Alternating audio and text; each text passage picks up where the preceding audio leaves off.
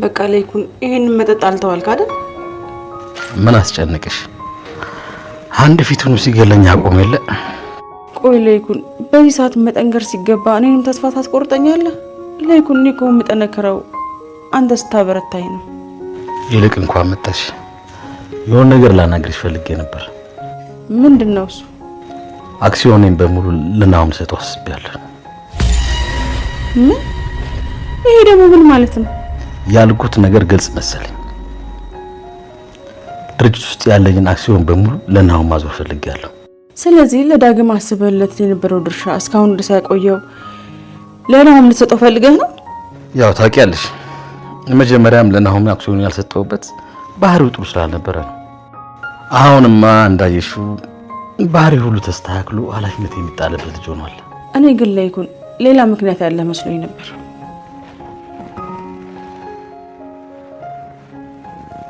የምን ምክንያት?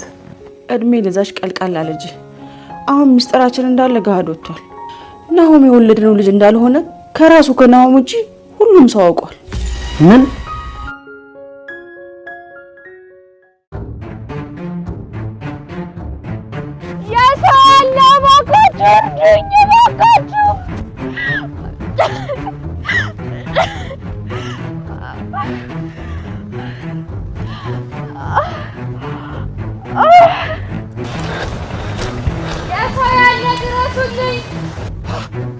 ወትሮም የምደርስልሽ እኔ መሆኔን ዘነጋሽ ወይ? አንቺ እኮ ነሽ ወጣሁልሽ ታንጉቴ።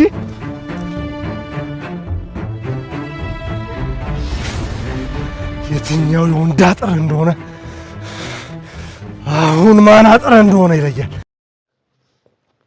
ሰላም ሰላም፣ እንደምን አላችሁ ውድ የዚህ ቻናል ቤተሰቦቼ፣ ከሀገር ውስጥና ከሀገር ውጭ ያላችሁት በሙሉ ሰላማችሁ ይብዛላችሁ እያልኩኝ እስካሁን ድረስ ይህን ቻናል ሳብስክራይብ ያላደረጋችሁ ሳብስክራይብ አድርጋችሁ ድራማውን እስከ መጨረሻ እንድትከታተሉ በአክብሮት እንጋብዛችኋለን።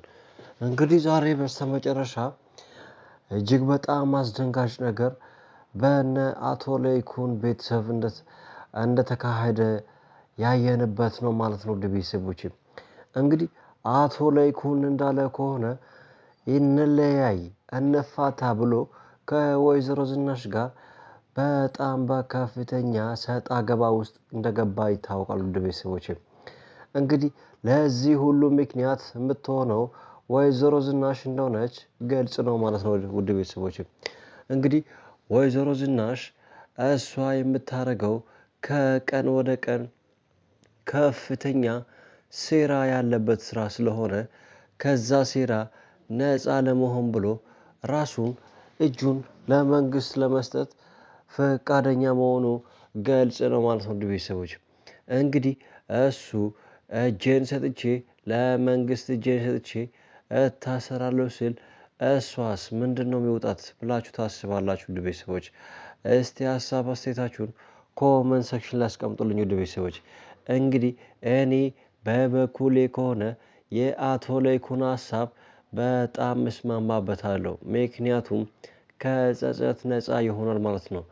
ውድ ቤተሰቦች እና እንግዲህውስ ከዛ በኋላ ምን ይፈጠራል ብላችሁ ታስባላችሁ? ውድ ቤተሰቦች እንግዲህ ሌላኛው ሀሳብ ደግሞ ምንድነው ከተባለ ናሆም የዛ ቤት ልጅ አለመሆኑ ተረጋግጧል ማለት ነው። ውድ ቤተሰቦች እንግዲህ ናሆም የዛ ቤት ልጅ ስላይደለም ወይዘሮ ዝናሽ አቶ ለይኩን የራሴን የአክሲዮንን ድርሻ ለናሆም ሰጥቼ እጄን ለመንግስት ሰጣለሁ ብሎ ባቀረበው ሀሳብ እሷ እንዳልተስማማች እና እንደዛ ለምን ታደርጋለህ ብላ እየጠየቀችው ትገኛለች ማለት ነው። ውድ ቤተሰቦች እንግዲህ ይሄ ሀሳብ ምን ይመስላችኋል? ውድ ቤተሰቦች እስቲ የአቶ ለይኩን ሀሳቡን የምትደግፉ እስኪ ኮመንት ሴክሽን ላይ እስቲ ላይክ አድርጋችሁ ድራማውን እንድትከታተሉ በአክብሮት እንጋብዛችኋለን።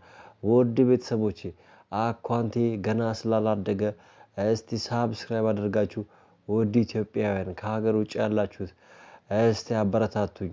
ውድ ቤተሰቦቼ ሌላኛው ደግሞ ምንድነው ከተባለ ዳግም እንግዲህ እስካሁን ድረስ በአባቱ ሞት ሀዘን እስካሁን ድረስ ያላገገመና ወደ ስራም ያልተመለሰ እንደሆነ ይታወቃል ማለት ነው። ውድ ቤተሰቦች ሌላኛው ደግሞ አምራን ከቀን ወደ ቀን ወይዘሮ ዝናሽን የራሴን ሀብት ንብረቴን ሽልማቴን የስራዬን የልፋቴን ሽልማት ለምንድነው ማትሸልመኝ ብላ ከቀን ወደ ቀን እያፋጠጠቻት እንደሆነ ይገኛል ማለት ነው። ቤተሰቦች እንግዲህ ወይዘሮ ዝናሽ ከአምራን የሚለያት ምንም አይነት ነገር የለም ማለት ነው። ቤተሰቦች እንግዲህ ምንድነው ከተባለ አምራንም ለብር ነው የቀረበችው ናሆምን፣ ደግሞ ወይዘሮ ዝናሽም አቶ ለይኩንን የቀረበችው ለብር ነው። እና እኔ ሁለቱን ለይቼ አላይም። አንዳንድ ሰዎች አላችሁ በኮሜንት ላይ አምራንን ብቻ የምትጠሉና አምራን ከድራማው ትውጣ የምትሉ ሀሳባችሁን እኔ እቃወማለሁ። ምክንያቱም ወይዘሮ ዝናሽም የአምራን አይነት ባህሪ አላት ማለት ነው። እናም ከወጡ ሁለቱም መውጣት አለባቸው ብዬ አስባለሁ። ውድ ቤተሰቦች እንግዲህ ሌላኛው ደግሞ ኤሚ የምትባለው የአቶ ለይኩን ልጅ ከቀን ወደ ቀን መረጃ በማቃበል ከኤርሚያስ ጋር መረጃ በማቃበል የዛ ቤት ከፍተኛ ተጽዕኖ አለባት ማለት ነው።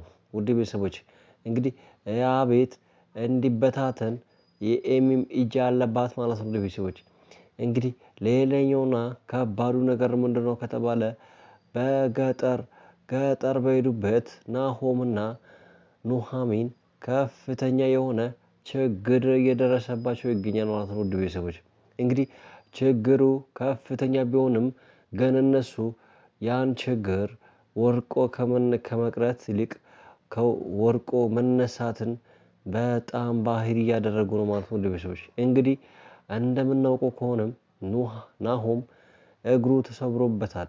ግን በዛም አልሆኖ ኑሃሚን ከታገተች ቦታ፣ ከታሰረች ቦታ፣ ከተጠለፈች ቦታ እሷን ለማውጣት ብሎ ከፍተኛ ርብርብ አድርጎ እሷን እንዳስለቀቃት እናገኛለን ማለት ነው። ቤተሰቦች እንግዲህ ኑሃሚንና ናሆም አሁን ላይ ጥሩ ጊዜ እያሳለፉ ነው ማለት ነው። ቤተሰቦች እንግዲህ በስተመጨረሻ እነሱ ሁለቱ የሚጋቡ ይመስለኛል ማለት ነው። ቤተሰቦች እንግዲህ እነሱ ሁለቱ የሚጋቡ ከሆነ እውነትም ትክክለኛ ፍቅር ነው ማለት ነው። ቤተሰቦች እንግዲህ ከአምራን እንዴት ይፋታል ብላችሁ ታስባላችሁ?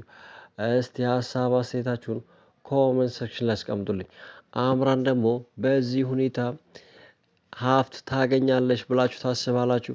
እስቲ ሀሳባችሁን ኮሜንት ሴክሽን ላይ አስቀምጡልኝ። ውድ ቤተሰቦች እንግዲህ በስተመጨረሻ ኑሃሚንና ናሆም አንድ ላይ የመሆን እድል እያገኙ ነው ማለት ነው። ውድ ቤተሰቦች እኔ በበኩሌ እነሱ ሁለቱ ቢጋቡ እንደኔ በጣም ደስተኛ ነኝ ማለት ነው። ውድ ቤተሰቦች እንግዲህ ይህን ይመስላል በእኔ በኩል ያለኝ ሀሳብ አስተያየቴ ይህን ይመስላል።